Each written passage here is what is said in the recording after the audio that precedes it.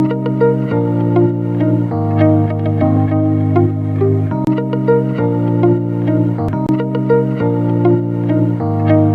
evening, all.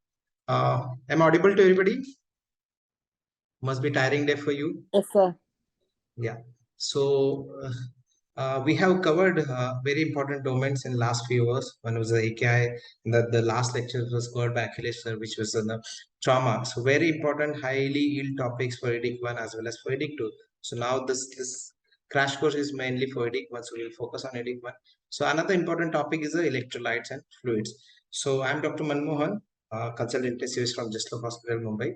Okay, so the PPT which I have prepared in the form of MCQs, mean like while discussing the MCQs, I'll try to cover theory as well.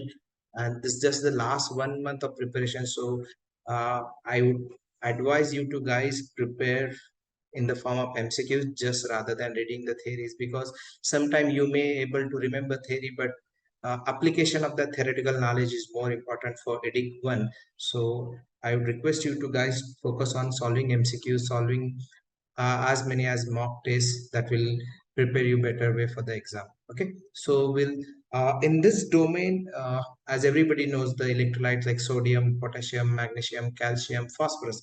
So from sodium, the hyponatremia part is very important. Hypernatremia is also important, but hyponatremia is a favorite for EDIC guys.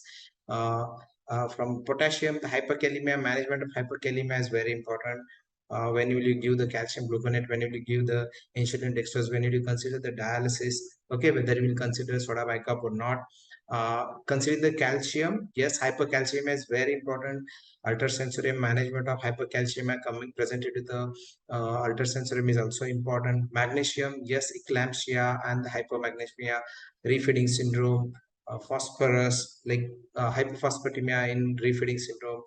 And the particular topics from AKI related to electrolytes like dyselectromia, like rhabdomyolysis is one of the favorite topics. Somewhere other way they can present. Okay, rhabdomyolysis, tumor lysis syndrome, and all these are commonest topics are presented with the dyselectromia and AKI. So we'll start with the question 1. You can type your answer in the chat box.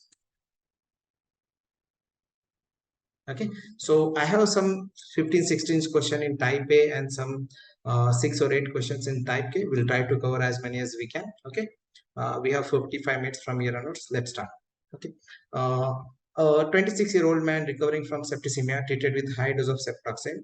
He had gangrene in 4 toes, which necessitated amputation. Post-operatively, he had complaining of flank pain, now becoming drowsy and lethargic. His blood pressure is 90/45. His peripheries are cool. His creatinine is quite high, 156 micromoles. Urea is raised, 29.6 micromoles. And potassium is on high side, 6.7. Sodium is low, 119. Bicarbonate is lower side, 17.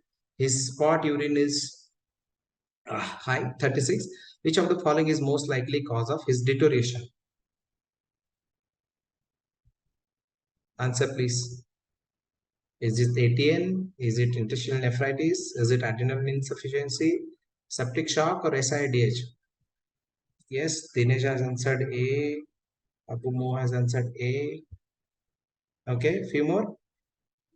No. So see, what are the important findings in this question? The patient has presented with a septicemia with gangrene.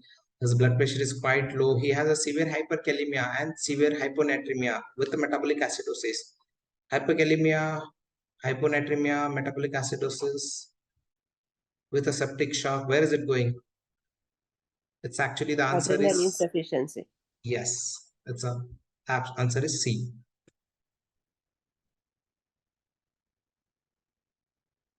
Okay, so the combination of hypokalemia, hyponatremia with metabolic acidosis should always suggest hypoadrenalism in patients with a sepsis or septic shock. Okay, adrenal insufficiency may result in mineralocorticoid deficiency and potentially life-threatening salt wasting and a failure of excretion of potassium. Bilateral adrenal hemorrhage may occur in case of septicemia. Next question.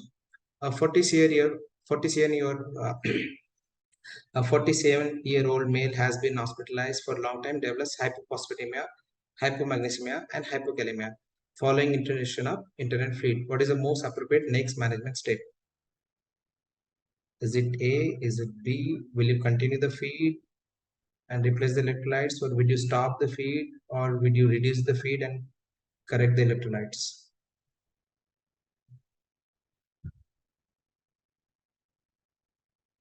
Yes, you won't stop the feed, you will reduce the feed, and at the same time you will correct the electrolytes. It's a, what is the diagnosis here?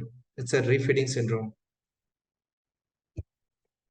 Okay, so it's a refeeding syndrome is defined by clinical complications that occur as a result of fluid and electrolyte shift during a nutritional rehabilitation of significantly malnourished patients. It is characterized by hypomagnesemia, hypophosphatemia, and hypokalemia.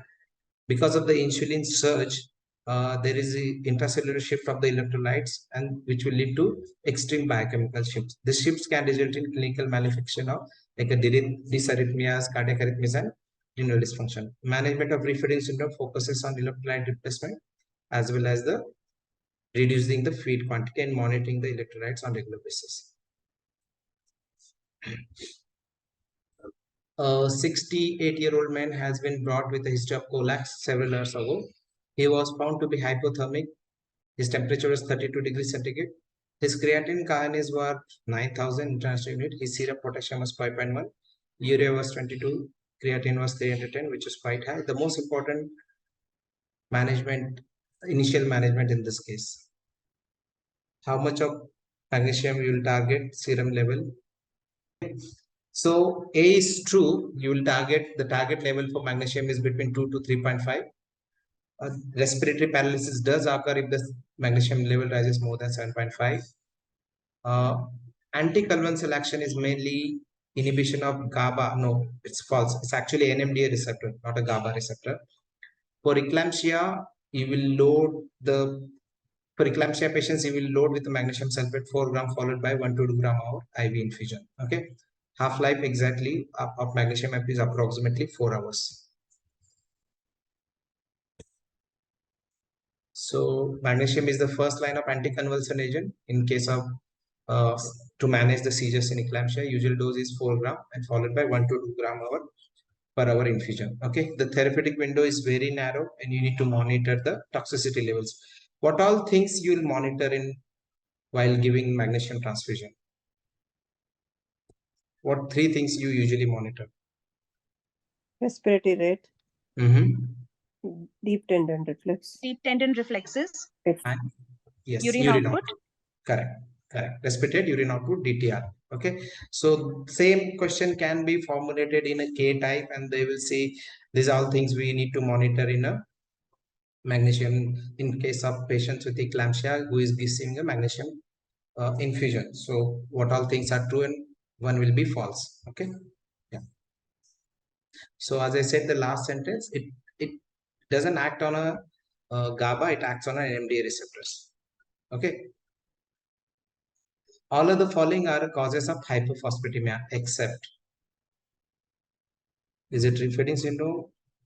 Is it metabolic acidosis? Is it DKA or alcoholism or acute respiratory alkalosis? Dinesh has answered DKA. No, DKA will actually cause osmotic diuresis and will lead to hypophosphatemia. Acute respiratory alkalosis, Pradipta has answered. No, even that will actually cause hypophosphatemia. Okay. The refeeding syndrome, everybody knows it causes hypokalemia. The answer is actually metabolic alkalosis. Okay. Hypophosphatemia in critically may be secondary to refeeding syndrome, may be secondary to malnutrition, acute respiratory alkalosis, DKA because of the phosphate loss from osmotic diuresis, and excess diuretic use and omitting because of the gastric losses. Okay, so hypophosphatemia critically can lead to cellular dysfunction, skeletal muscle weakness. It can affect any system of your body.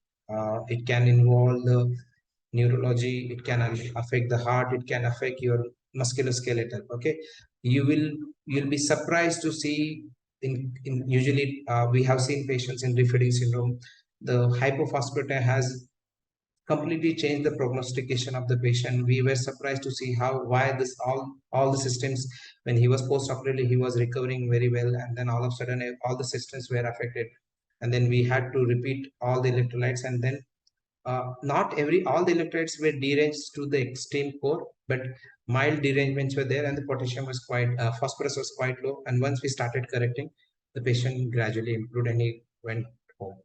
Okay, next question. A 74-year-old male admitted with history of severe gastroenteritis. He's confused, complaining of lethargy, tingling of his hands and feet. While being transferred to the hospital, he had episode of self-terminating seizure. On examination, he showed muscle weakness with positive joystick sign. ECG showed ST depression and as well as a T-wave flattening, which is the primary electrolyte disturbance. Place explains all these findings.